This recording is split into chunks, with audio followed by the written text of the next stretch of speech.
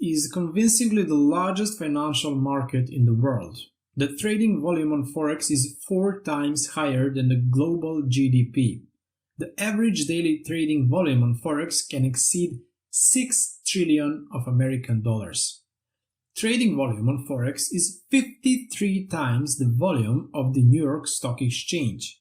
Over 170 different currencies from all over the world are used in trading on the Forex.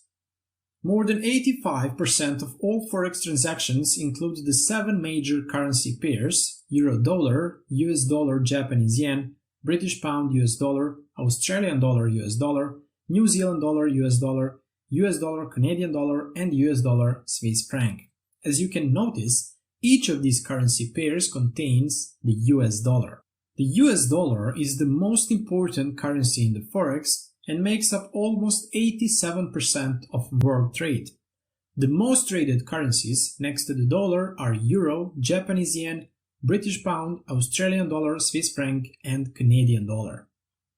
The volume of retail Forex trading, and this is where we belong, both you and I, represents only 5.5% of the total Forex trading volume. For a long time, the largest world player on the Forex market was Deutsche Bank, with an over 20% of share, almost 4 times more than all retail traders put together. Today, the JP Morgan is the largest world player on the Forex market. 60% of all Forex transactions are done in the UK and the United States, 19% in the United States, and even 41% in the United Kingdom. Forex trading lasts 24 hours a day and it is the most liquid market in the world, which means that you can execute a transaction at any moment. This means that if you want, you can open a trade in 1 second and close it in the next one without any problems. MetaTrader 4 is the most popular Forex trading platform and 85% of traders use Windows Desktop. Out of the total number of traders, only 10% are women, but this number is increasing with each passing year. And one more interesting thing. The currency pair British Pound US Dollar was known as a cable. The reason for such name was that the London and New York Stock Exchange had been connected to a huge steel cable immersed in the Atlantic Ocean before the development of satellite and internet technology. At the end of this lesson, let's say what Forex actually is. Forex is an abbreviation of foreign exchange and it represents the market for buying and selling currencies. But the question remains whether we really buy and sell currencies or not. Forex market was created primarily due to economic reasons. For example, you can often hear that central banks buy or sell their domestic currency on a foreign market in order to prevent excessive fluctuation of their currency. But these fluctuations have led to the great development of the Forex market because financial institutions saw a great opportunity to earn on these fluctuations. Today, over 80% of all Forex activities are speculative. Speculative means that profit is the only goal. We, you and I also belong in speculators because we want to make money by trading currencies. But do we really physically trade currencies? The answer is simple, no. Forex traders have the option to buy and sell currency pairs. Purchasing is clear to everyone. But what about the sale? How we can sell something if we do not owe it? Let's clear this up straight away. For us, small or retail traders, buying a currency pairs means taking a bet that the price of that currency pair will rise. Selling a currency pair for us means taking a bet that the price of that currency pair will decline. So there is no real purchase or sale. We just assume that the value of a certain currency pair will rise or decline. If we think it will rise, we will open a buy position. If we think it will decline, we will open a sell position. There is no physical transaction between us and the brokerage house or bank. Unlike large financial institutions, we do not execute any real transactions or transfer money from one account to another, but we, the small traders, have the same opportunity to analyze the movements of currency pairs and depending on our assumption, we can earn or lose money we invested in our trades. All of this was made possible by the development of technology and the internet when retail traders were first allowed access to this market in 1996 year. As you can conclude from this lesson, on Forex, everything is about buying and selling currency pairs. But what actually the currency pair is? So let's say something about it. First of all, the currency pair is the basic product and the main item of Forex trading. We can say that it's a financial derivative that consists of two national currencies. The first currency is called base currency, while the second is called quote currency. The ratio between the two currencies represents the value of a currency pair, or more precisely, the value of the currency pair represents the value of the base currency relative to the other quote currency. So if the euro-dollar currency pair is worth 1.1678, this means that 1 euro is worth $1.1678. If the USD-Japanese yen pair is worth 102.57, this means that $1 is worth 102.57 Japanese yens. The ratio of the two currencies, that is the value of a currency pair, is constantly changing. This relationship between the two currencies can be seen as a match between two teams, for example, Manchester versus Liverpool, with the only difference being that a match between currency pairs lasts 24 hours a day, 365 days a year. Okay traders, if you want to predict who will win the Manchester-Liverpool match, is it enough to say Manchester plays well, they will win? Of course, it is not. In order for our prediction to be serious, it is necessary to analyze both teams. It's the same with currency pairs. It is not enough to say that, for example, the data unemployment rate is great in America, the dollar will rise against euro. It is necessary to look at other sides. This is especially important for those traders who want to base their analysis on economic indicators. The current economic indicators of both economies needs to be considered in order to draw a conclusion on the movement of the currency pairs. Also, traders who base their analysis only on the price movements must know that this movement is the result of certain events in the economy of one and other country. Just like no match could exist without two teams, the currency pairs could not exist without two national currencies. So what we have concluded? What is a currency pair? It is one whole consisting of two parts, that is two currencies, while its value expresses the value of the base currency expressed by the units of the other. Forex trading always involves two transactions. Buying at the same time includes selling, and the other way around, selling at the same time includes buying. Let's clear this up. For example, when a tourist from Europe visits America, the first thing he needs to do is to change euros to dollars. And how does he do that? He simply goes to the exchange and buys dollars. And with what does he buy them? With the euros. So he buys dollars and at the same time sells the euros. If we look at the situation from the perspective of a person who works in an exchange office, he or she sells the dollars and at the same time buys the euros. Since we buy and sell currency pairs on Forex, buying a currency pairs, for example euro-dollar, means buying euros and selling dollars at the same time. Selling euro-dollar currency pair means selling euros and at the same time buying dollars. The Forex market is governed by the same principles as any other market. Increased demand for a particular product affects the rise in its value. Reduced demand for a particular product affects the decline in its value. What we said that the basic product on the Forex is the currency pair. If we want to buy a currency pair, for example euro-dollar, it means that we automatically increase the demand for the currency pair and affect the increase of its value. And if the value of the euro-dollar currency pair rises, what does that mean? Does this mean that the value of the euro and the value of the dollar also increases? Remember the last lesson? No. That means the euro's value against the dollar has increased. So by buying euro-dollar, we only increase the demand for the euro.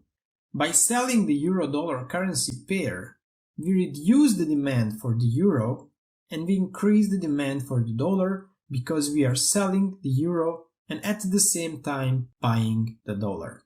Now, since we mentioned in one of the past lessons that for us, the small traders, there is no physical purchase or sale, we will try to look at the situation from our point of view. I will repeat. Buying currency pair euro-dollar for us means betting that the euro will rise in relation to the dollar. Selling the currency pair euro-dollar for us means betting that the euro will decline in relation to the dollar. For the end of this lesson, I have to say that the influence of small traders on the value of currency pairs is very small. The reason for this is the size of the Forex market. There are Forex participants whose transactions amount to tens of billions of dollars. Also, there are many Forex speculative participants, so the market is often unpredictable. For this reason, some people compare Forex with gambling. But is Forex really gambling? I also said that for small traders, buying and selling represent placing a bet on rise or decline of one currency in relation to the other. But is Forex gambling? Trust me when I say that Forex has nothing to do with this question. It entirely depends on you. This is a job like any other. If you approach it seriously, you can achieve great results. If you see Forex as a quick way of getting rich, the only thing that will probably happen quickly is that you will lose money.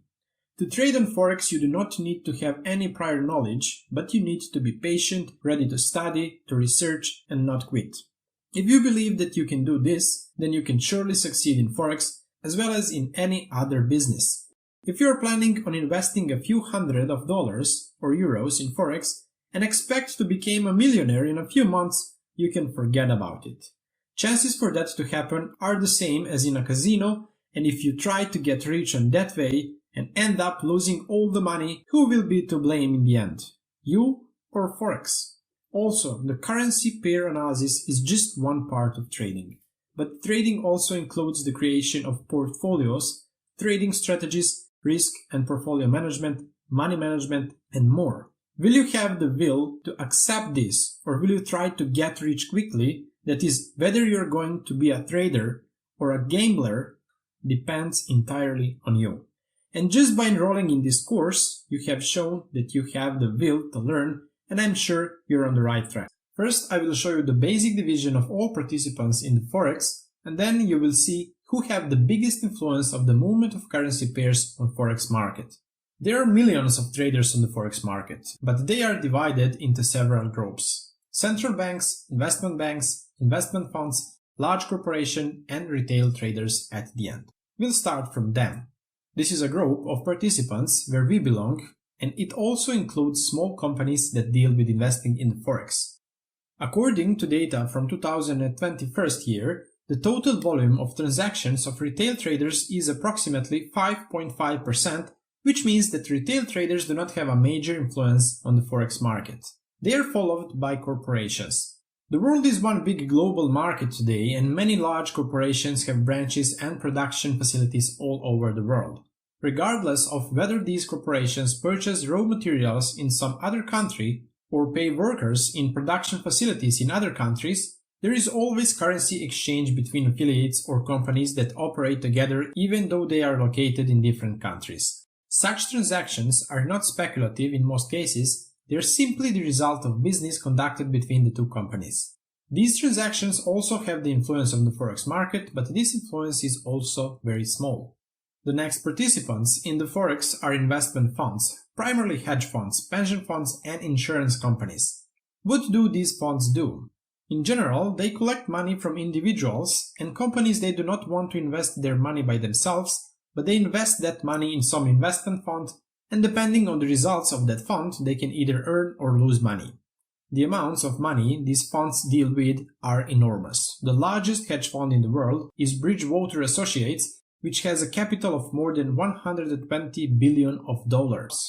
Of course, these funds do not invest only in the Forex. They invest in real estate, bonds, shares, startups, gold, land, mineral resources, and so on. These funds are managed by portfolio managers. Although they are important, they do not have such a big influence on the movement of currency pairs in the Forex. Participants who have the largest share in the Forex, whose transactions rise to unimaginable amounts, that is, those who run this market, are investment banks. They are also called dealers. Of the total volume of all transactions in the Forex, over 60% occur in connection to the 10 largest investment banks in the world. In front of you is the list of the biggest investment banks in the world, and at the same time, the biggest Forex players.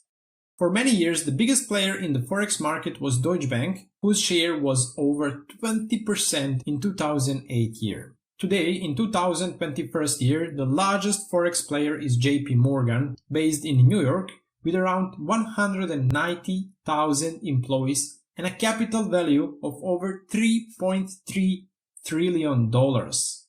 Investment banks have a great impact on the movement of currency pairs, but I still didn't place them in the first place. I will put central banks in the first place. Why? First of all, because these are the only institutions that have the right to print money. Secondly, they have an obligation to directly influence the value of their currencies in order to protect their economy from excessive oscillations in the market. The goal of every government and monetary authority is to have a stable currency. But regardless of that, market is often unpredictable. There are many market participants, crises happen, periods of recession, expansion, wars, natural disasters. All these have a direct impact on the economy of one country and its currency. In such periods, the central banks are trying to stabilize their economy in every way, and they often do it with the help of their currency. They deliberately reduce or increase the value of their currency in order to achieve certain economic effects. The central banks achieve these effects with monetary measures. The activities of the central bank are public, and the presidents of central banks usually come out in public about the future plans and monetary measures they want to implement.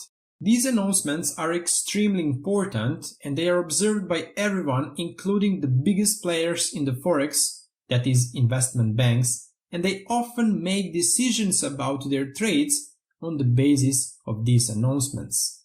Because of this, I put central banks in the first place as the most important players in the Forex market. The largest central bank in the world is Fed, US Federal Reserve System. In addition to the Fed, the Big Four includes the European central banks, the Bank of England, and the Bank of Japan. In addition to all of these participants, there are also a group I have not mentioned and which is extremely important for us small traders. Without them, it wouldn't be possible for us to trade on the Forex market. They are brokers, of course,